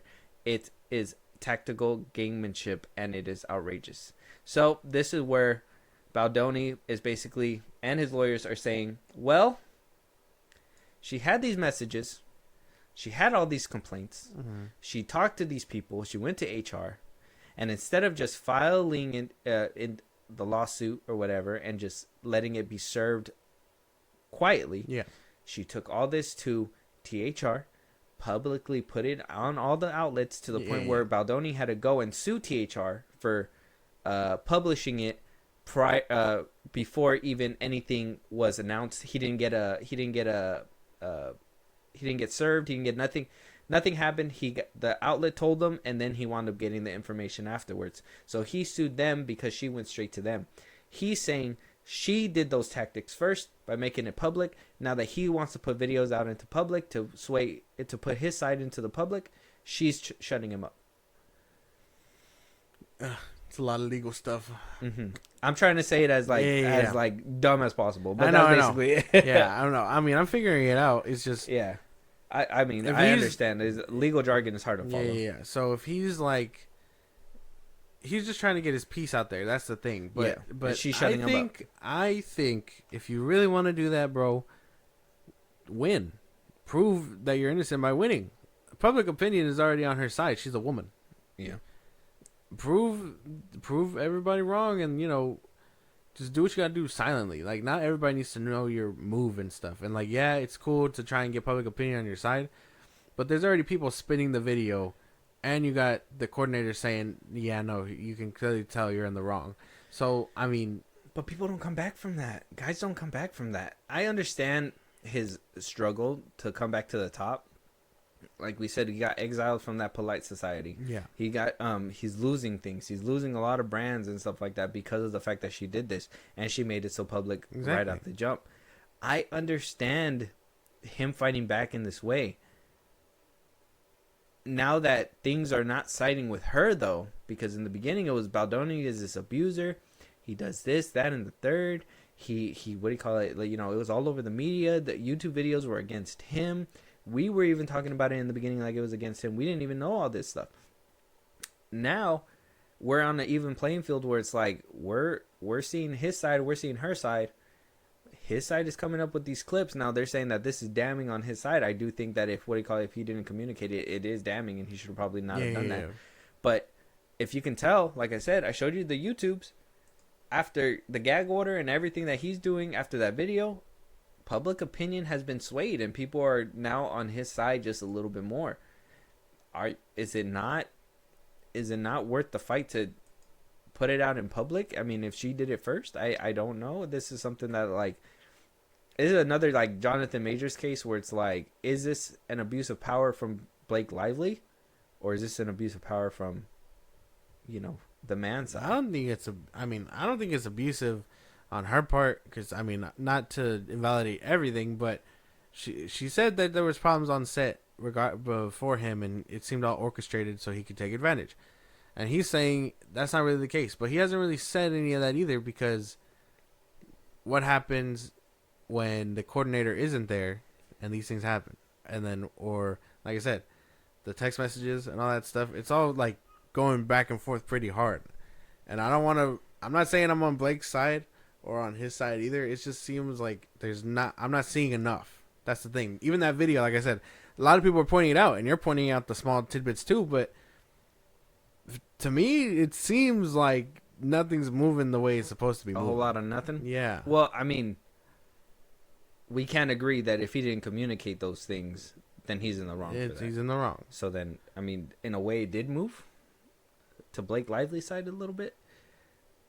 Well, yeah, I mean, that's always been the consensus. Like, I haven't jumped to his side. Oh, yeah. But, like, if he's doing all this stuff, and like I said, in a professional setting, you're supposed to convey that to your partner in the scene. He didn't do that. That makes him the bad guy. Okay. So, needle not moved? No, I don't feel. Not I don't feel pushed in any direction. I need something a little bit more hard hitting. Yeah. The gag order seems a little weird. The gag order is weird on Blake's side, because it's like, okay, now you don't want him at all voicing his opinion, but also I don't think he should have been voicing his opinion to the public at all. Which he shouldn't have either. No, but she was outright. This was all gonna come out regardless. It was gonna come out, but She came out of left field with it. But maybe he should have been notified first before the tabloids did. So maybe he has a case against them. Right now, this one seems like he's losing, unfortunately. Yeah. Even though public opinion seems to be swaying in his corner. We can only see how long. I mean, a lot of people are just saying that it's just Blake Lively having the backup of Ryan Reynolds and her on a little power I think trip. that's crazy. Like I said, I mean, it's weird that she had this problem since the jump, though. That's just my issue. You think so? Like, it would be different if all this stuff came out and then we heard, that she just didn't come back and like it was all scrapped and then she just left and didn't come back or anything like that. But she had all these things and then she demanded certain things in order to come back. Yeah. Like, I mean, is it a case of like she was just trying to be professional and finish up her scenes because she shot some and she was just like, okay, if we're willing to do what we got to do to make sure that we make it work? Because I mean, she had to clear out the whole thing where he brings up Ryan Reynolds making fun of him in Deadpool 3. Yeah. I mean, is this an attack or is this being defensive? I don't know. That's just like somebody to stick out like me at the first being right. If I was Ryan Reynolds' baby, at the very first sign of all this stuff happening, I wouldn't even go back. I would have just been like, no, go on without me, and then I'm gonna have to do my own moves because this guy's being inappropriate on set. I just can't. Me personally cannot work with somebody unprofessional like him, and then just move on, do all this legal stuff later. But the fact that you left, came back after you got your demands met, it says maybe you were flexing a little bit as well. I don't know. I don't know. I mean, you have a point. Obviously, avoid it all, if you could. But, there's a bunch of stuff, contracts and all that stuff, Yeah, I understand that stuff. But they did say she had an out. There's no wiggle room on that one. They did say she had an out. She did not take that out. She opted for the long, intimacy. hard road. Yeah, the intimacy coordinator and all that stuff. So if that's what she opted for, is the scene before an intimacy coordinator or is it after? I don't know. They say it after. Yeah. Or no, I mean before. They say before. But like I said, that you say that Jenny person is a different person. I want to say in the context of the video that I think that's Slate person. I think that person was the intimacy coordinator because it was, but I don't know if she's allowed to speak up because the intimacy coordinator. She's an actress. She's in the movie. You quoted that line. You sure? Yeah, the Jenny Slater person. I literally looked it up while you were like Jenny Slate. She's in the movie. Oh, she's in the movie. She's in the movie. Okay then. She's an actress. I think she's supposed to be like her friend or something. I don't know. Okay then. All right. Well, let us know what you guys think. Has it swayed? I think I'm gonna just check out this movie. It's bad. Is it? I think, like, because CJ doesn't want to see it because of the drama, but no, I gotta check this out. Yeah, I think you should watch it. You could tell that there's like tension, but it's not a good movie though. Okay. Unfortunately. Let us know what you guys think though. Moving on. I don't know. But this one's a tough one. We'll have to wait and see for more evidence because it's probably gonna hit trial and then that's when everything's gonna come out and we're gonna really get a better mind. Hopefully it's live streamed. Moving on though, Ryan Gosling in talks of possibly joining Sean Levy for a Star Wars film. How do we feel about Gosling joining the Star Wars universe? You know what? Unorthodox picks happen all the time, and then they end up working out. So I think it should be fine. I think a Sean Levy Star Wars movie would be interesting though. It's already interesting to hear that. Yeah. Yeah. Is he the guy?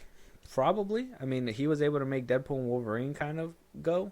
I don't know if the flaws that happened with it was because of Marvel or because of him. He does know how to make like an all-around like enjoyable movie. Yeah. So I can really get behind him making a Star Wars film and hopefully uniting the fandoms, kind of like what Rogue One did. Ryan Gosling at the forefront of that? I don't know. But like, he's an actor though. He is. He do act. I'm not saying he's bad. Like he's not just Ken, but he does really good in the Edge Runner and all that stuff. So like he's an actor. What if they call him Master Ken? That'd be kind of weird. That'd be a little too on the nose. But, Yeah. but that's the thing, though. Like, I think he can act. I think he probably got this in the bag. Yeah. It'd be weird to see Ryan Gosling in this. It would.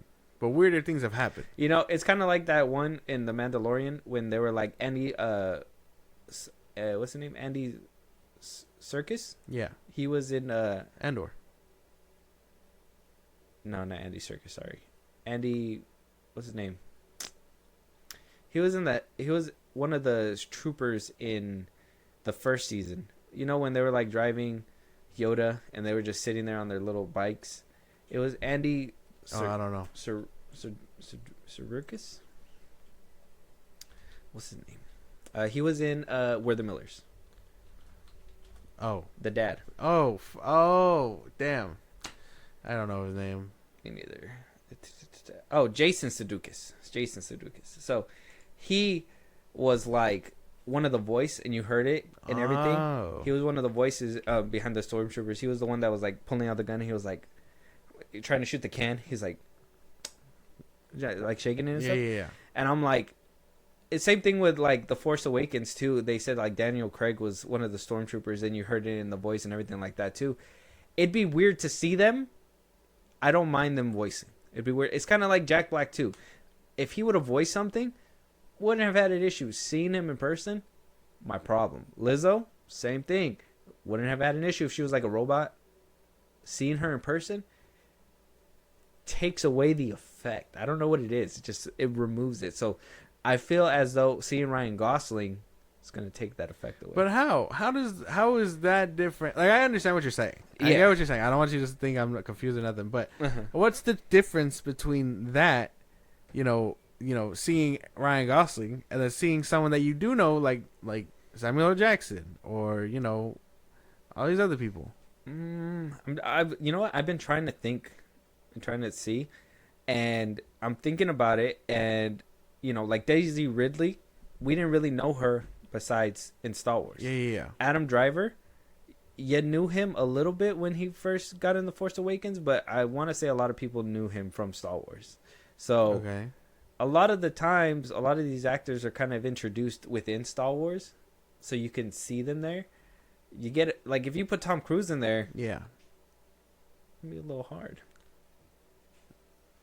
I see what you're saying. You know what I mean? Like these actors start I get there, you. Yeah. and the fact that it would be hard. John Boyega, same thing. Who else? Oscar Isaac, like he we seen him in little things like in the X-Men and stuff like that, but you never actually seen his face. And then you see him in Star Wars, and that's Poe Dameron. And then you eventually start seeing him in different roles like Moon Knight or whatever, and you're just like, yeah, whatever, it's whatever now. Yeah. But He's like Spider-Man now. But yeah, that's where it's at. I understand what you're saying. Yeah. I do. But that's the weird part, because then you get people that haven't started there. Like, even when you saw Andy Serkis in Andor, you know what I mean? That didn't feel out of place. You're right, but he wasn't a Jedi or anything. No. He was a prisoner. It was like low level, yeah. So seeing someone in a high thing would be probably kind of weird. Jedi robes, yeah. Seeing Ryan Gosling in Jedi robes, yeah. That'd be kind of weird. It'd be like, oh, that's Ken in Jedi robes. I don't think. Or like seeing, it's kind of like seeing Angelina Jolie in the Eternals. Everybody's like, what the fuck are you even doing here? I wouldn't see him as a Jedi. Like, I know you can make him a Jedi, but I'd prefer what he like a bounty hunter. Yeah, like I think it works out if he was what he was in like Edge Runner 2049 or whatever, where he's just he's not a cop. He's a cop in that movie, but make him like a smuggler, like a Han Solo type. Yeah, okay, there you go. I think as a Jedi or something, it'd be hard to see him. But if I see him like kind of like what they did with Bill Burr. Yeah. And Bill Burr was a bad guy. Yeah, but he was still like lower end. He didn't really, he was just in the galaxy. If you make him like a Han Solo smuggler type, I could probably get behind that. Yeah, okay. See, we fixed it. We can't have him as a Jedi. I don't think I could see him as a Jedi. It'd be hard. Yeah. Unless they make him look completely different. Like, can they make him look like an alien? Oh yeah, that'd be kind of interesting, wouldn't it? Mhm. Like just make him Like an Tropic alien? Thunder. Yeah. So, Well, I don't know I'm where that s- came no, from, oh, but my like bad. make him like an alien. you know, yeah, like RDJ or whatever. Yeah. Just make him like an alien. That could be something. That'd be kind of cool because we haven't gotten that in a Star Wars movie before. Yeah, That was kind of hard, It is kind of but that'd be kind of cool. kind of like I'm trying to think. No, because every like prominent Jedi really don't have like a bunch of makeup and shit, huh? Oh well, yeah, I mean, Ahsoka. in the animated ones, in the animated shows, you get like Kit Fisto and all that stuff. Why can't you just make him look a bit alien? You saw him in Revenge of the Sith, Oh, but you know what I mean, though. He didn't look too bad there. He gets chopped up immediately. but they don't talk. Kiari Mundi. He talks, but that's just like prosthetic on top of the head, so that's not a big deal. I'm talking like a full-on alien. That's right. So you like put. Like- I think if you put makeup on him, it should be fine. Yeah, Or they could do the. I What's guess his the name? best way I could put it CGI? is like in Star Trek. I know it's not the same thing, but Star Trek they have a lot of like aliens that talk and stuff like that, and they Yeah, look yeah. real. I don't know. Interesting. Oh yeah, even the same thing with I'm glad they kind of killed her off quick, but seeing her Carrie Ann Moss, Oh yeah. that was kind of weird too. But then they killed her like super fast, so it was like whatever. It didn't even last that long. No. And then they had her in flashbacks, and I was like, Trinity, you're not fooling nobody. Get out of there. Get out of there. go away. Same thing with the dude from Squid Games. I'd never seen him in Squid Games, so that was like my first introduction, so I didn't have an issue with that. I just was like, oh shit, he's a badass Jedi here. Even the dude who played, the bad guy. What's his name? I can't remember the acolyte too well. Yeah. But like, it was like, oh, you know, Kumir. Yeah. Kumir. Kumir. There you go. Yeah. Oh, the Daphne King. She was an alien too. Yeah. She was. See? Oh yeah. If Yeah. they make her look like that, or like make him look something like that, I can get behind Exactly. Yeah. Make him look like an alien. it. Okay. All right. See, we're on the same page. It was a rocky beginning. We're on the same page. Now we're here. Let us know what you guys think. Sean Levy, Ryan Gosling, coming together for potentially a Star Wars film. Weird. I would like to see him as a bounty hunter. He'd probably make a badass bounty hunter. Yeah, give him like a trench coat and everything like that. He'd be it. He'd be that guy. He'd do it. He'd do it. He'd sell action figures and everything. Moving on. Captain America: Brave New World. It's gonna be releasing pretty soon. All right. A lot of people are dismissing it as a flop already. I am one of them.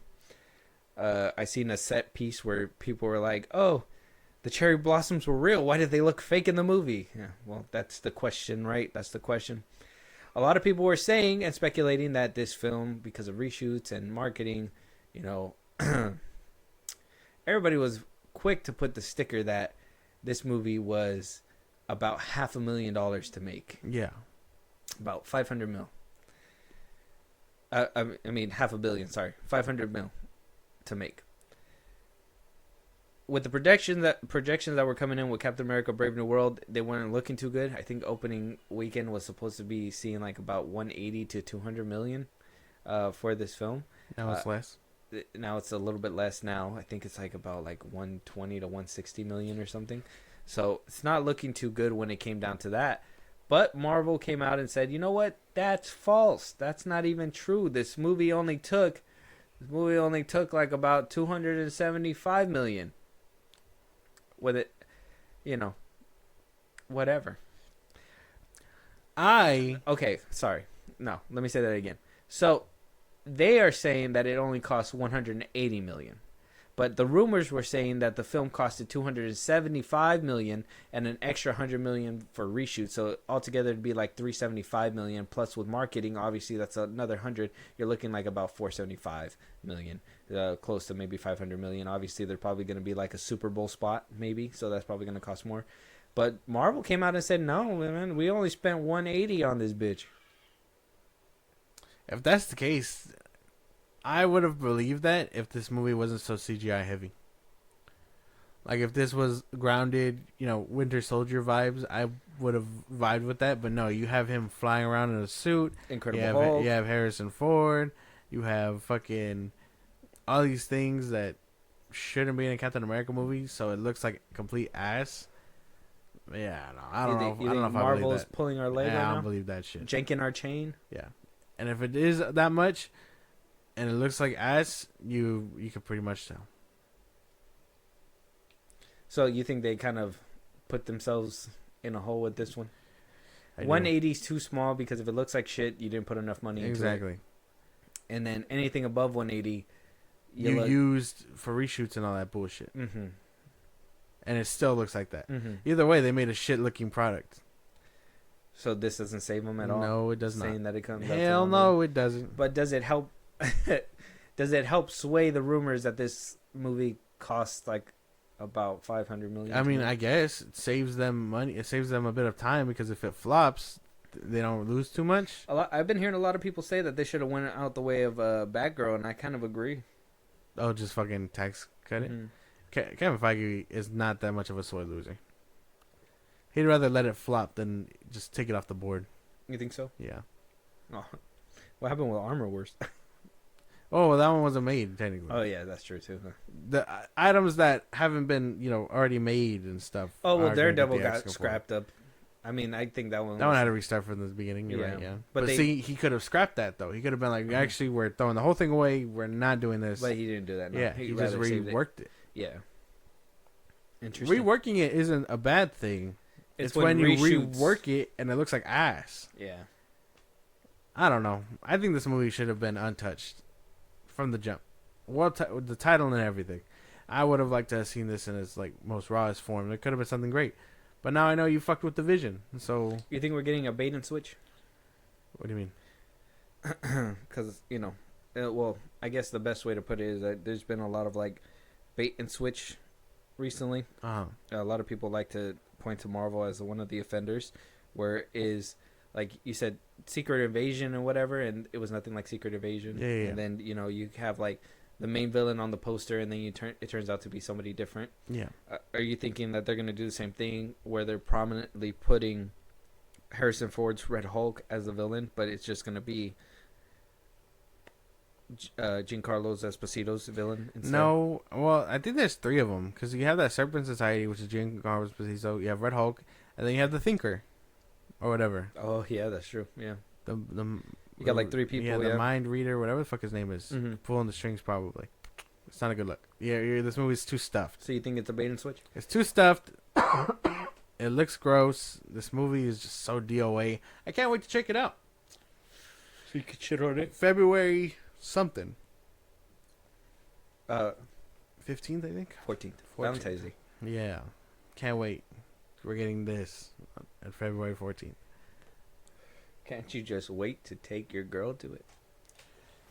I can wait. There's A other couple years ago, we had Deadpool 2. And now we got Brave New World Yeah, for yeah. Valentine's Day. Great. Probably going to go watch that new Kiwan movie. Moving on, though, let us know what you guys think. Is the budget more or less than what Marvel's saying? Is it 180? Or are they lying to us and trying to save face? Do you guys believe it's about 500 million altogether? If that's the case, it's gonna take. If that's the case, it would have to take $1 billion to break even. Yeah. And this movie is not doing that number. Or at least 800, so they could say they made a profit. They're not doing it. No, you don't think it's making that No, much? this movie is not making You don't that think much. word of mouth will carry it? No. No, shit. Carry it into the grave. If it carries it, then holy damn, bro. It's gonna be a 6-man group to the the grave. MCU standards have dropped significantly if this one makes a bill. You hear that, Marvel nerds? If you fucking carry this to $1 billion, have some self-respect. I'm saying. Some self-respect is needed around here. Moving on, though, let us know what you guys think. Last but not least, we got some trailers, Josh, 2 of them, an A24 film and a Universal film. First things first, we're gonna go with Opus, starting the new year off right. Directed by Mark Anthony Green, gonna be starring Ayo Edebiri. John Malkovich is also in this film. We're gonna be getting some good acting. Let me tell you. You know who Okay. Ayo Edebiri is? Of course right? I do. Yeah. She's from The Bear. That's her. That's her. Let's jump into the trailer. Let's check it out. There's a rumor flying around that Moretti's back. Like, Moretti? After 30 years outside the public eye, pop icon Moretti returns for an exclusive listening experience. He's bringing you a gift. This is for Ariel Ecton. Opus. Reminds me of like Midsummer. Well, yeah, Midsummer, The Menu, Yeah. and like Get Out. It's just a, he's a really dedicated fan base. Turns out it's a cult. All right, thanks, 824. Give me 5 more of them. Give me another Midsummer. I mean, like, I don't want to shit on it too much because the concept is nice, and I mean, I'm sure the actors here are gonna carry the fuck out of it. I do like John Malkovich and Ayo Edebiri, but we've seen this dozens of times from A24. Damn, are you saying that A24 is the DJ Khaled of like psychological thrillers? Like, I don't want to. Kinda. Another one. I'm sure this is gonna be great, but we have seen it before, so the twist and all that shit better be crazy. Yeah, they're gonna have to do something different. Yeah, they just do it again. It'll be kind of annoying, right? I would think so. Like, looking at the trailer now, I was like, yeah, this very much feels like The Menu. And then a couple things came up, and I was like, oh, this is also like Get Out. So I'm like, yeah. And then you said Midsummer, so I'm like, oh yeah, I see that too. So it just seems like they're rehashing a lot of it and putting it all together. I hope it comes out good. It's like they couldn't think of another name. They're just like, holy fuck, they got Get Out. They got Midsummer already. What can I think? Opus. No. Well, yeah, it's supposed to be like, isn't it playing like Magnum Opus, where is this like the, their greatest thing or whatever? Yeah, I get it, but The Menu, his greatest thing, his Magnum Opus was the s'mores or whatever, and then whatever else. Yeah. So it could be cool. I'm not knocking it too hard, but yeah, we've definitely seen something like this before. Well, let us know you guys' thoughts. 824 coming in with another. I don't know if it's a banger, but we'll have to. It's a, what's it called? A safe bet. Yeah, they're safe bet. The comfortability food, where they're going out and branching out to army films and all that stuff. They're over here still playing it safe with their original thriller formula. Yeah. Let us know what you guys think. Moving on, we do have one more trailer called Drop. Coming in from Christopher Landon. He did direct the Scream films, so I was really excited about this one. He shows that he can really move the audience. He also made Abigail. Loved Abigail too. Okay. He makes fun films. I don't think he makes like thought-provoking films, but like I think his horror films are very fun. Okay. And I think he also made like Freaky and all that stuff. So. Oh, okay. Yeah, that's pretty good. He's good. Let's check it out. Okay, let's try this. Oh, wow. Did you mean to dress like a candy cane? I don't think I should go. He's been waiting patiently to meet you for months. It's just a date. I love you. Thank you. Have fun. Bye. Not what I was expecting. Not in a good way or a bad way. A bit of both. This looked fun. It did look kind of fun. I can see the appeal. It just not what I was expecting. That's it. You seen Happy Death Day? Yeah. Those are great films. They're fun. Yeah. I think he knows how to have a fun time. So I think this could be good. I don't know. You seem skeptical. Yeah, why? Because it's just not what I was expecting. A lot of that trailer, okay, it had me, and then it started showing clips of like the rest of the film. So the dude, they end up going back to the house anyway. So that the ending of the trailer doesn't make any sense because she's hanging out the window. We know she's gonna end up back at the house. I think they put a little too much here. Probably, I can agree with that. But that doesn't mean the movie doesn't look fun. Okay, yeah, it looks fun. Okay. But yeah, they did put a lot in the trailer. There was a lot. They probably should have kept it like within, the ominousness. Yeah, and kept it within the restaurant setting. Yeah. Mm-hmm. Like I understand. Trap at least, it made you think. You didn't even know there was a whole shitty third act. Yeah, no, yeah. So it's like at least they were good at hiding it. This one could have been something different. It's the butcher. Yeah. Leave him alone. Oh, okay, sorry. She made a good album. Don't bully that movie. She made a decent album. Well, check out the Drop trailer. It looked pretty decent. They did put a lot in the trailer, so if you want to avoid it and avoid some kind of spoilers, go ahead and do that. But I'm interested. Yeah, I'm down for it. I'm interested too. You're about it? Yeah. Okay, cool. Yeah, Christopher Landon is great. He did like I said, Happy Death Day 1 and 2. He did Freaky. He did make the last Scream movies. So pretty cool stuff. Yeah. we saw Ghostface with a shotgun. Yeah, that's What all I else- needed. Yeah, what else do The you... franchise could have ended there. That's all I needed. With that being said, though, we're ending it off with Vin Diesel. Can I get a cookie? Go check his Instagram. Let us know if... well, check out the trailer, too. Let us know what you guys think. But check out Vin Diesel's Instagram and let us know if that's photoshopped. Let us know at the socials Josh is going to give you any topics that we should be talking about, any movies you want us to review, TV shows. You want to catch one of these lives one of these days, Josh? Go ahead. Twitter, TikTok, Instagram at FilmBros Podcast. We post no episodes up. You can hit us up there for any news or movies you want us to cover. Buzzsprout, link is in the social I just gave you. It's like a Patreon. You subscribe, you help the show grow. Really appreciate it.